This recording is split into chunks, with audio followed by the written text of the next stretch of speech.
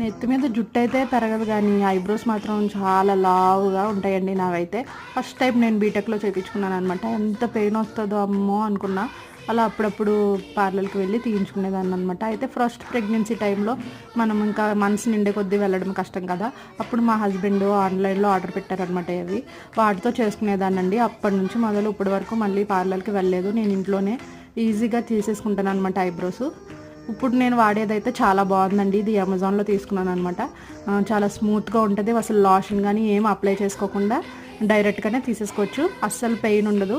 చాలా ఈజీగా బ్లెండ్ అవుతుందండి. అది కరవలా ఇచ్చాడనమాట షేపు. దానివల్ల చూసారు కదా ఎంత నీట్గా అయిపోయాయో. మనకి కావాల్సిన షేప్లో ఈజీగా చేసుకోవచ్చు.